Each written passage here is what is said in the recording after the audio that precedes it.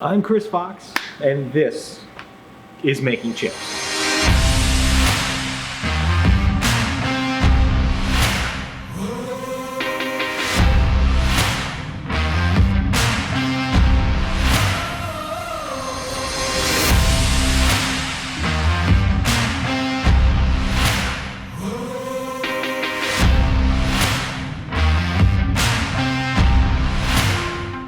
So let's talk about that ever popular subject matter, the skills gap. It's an important thing in the manufacturing space, is getting good employees that know how to do the work. And well, part of the issue is that because the jobs are so plentiful these days, there's a gap. There's a big gap between people who can get the work done and have the skills and the people who are actually looking for jobs. How do you solve a skills gap when the work that you need is focused on a specific area and there just aren't enough people qualified to do that work? A lot of people, rebut against higher education, right? So college is useless is a term that's been thrown around a lot these days, or maybe not even useless, but expensive. I'm gonna disagree with that in the sense of it has lots of value for the people that get it. It has value for the people who know how to use it, but it doesn't matter where you are. It doesn't matter what university or tech school or anything else that you went to.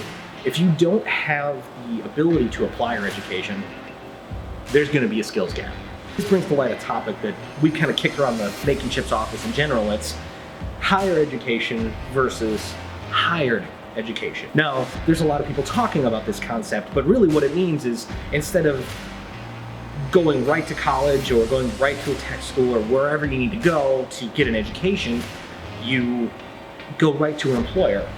And then employer trains you to do the job that they need you to do. So it's hired education.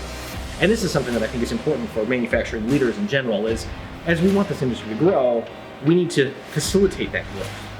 So when people don't need jobs, we have to make those jobs appealing, but also give them the tools to do the jobs correctly. This is how you close a skills gap.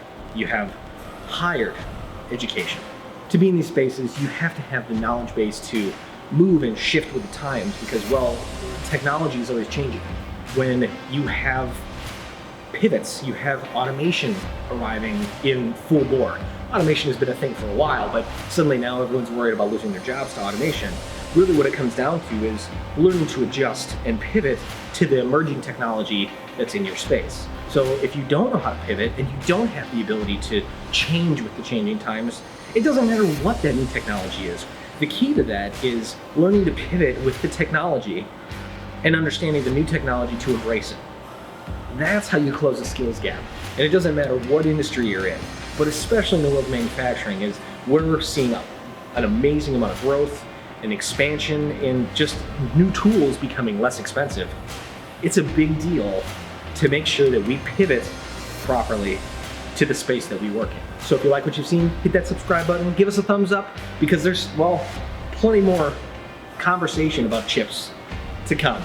Because if you're not making chips, you're not making money.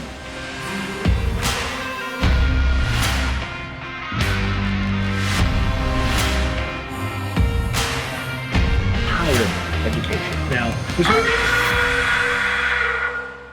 so if you like what you've seen, hit that subscribe. So if you like what you've seen, hit that subscribe button. Give us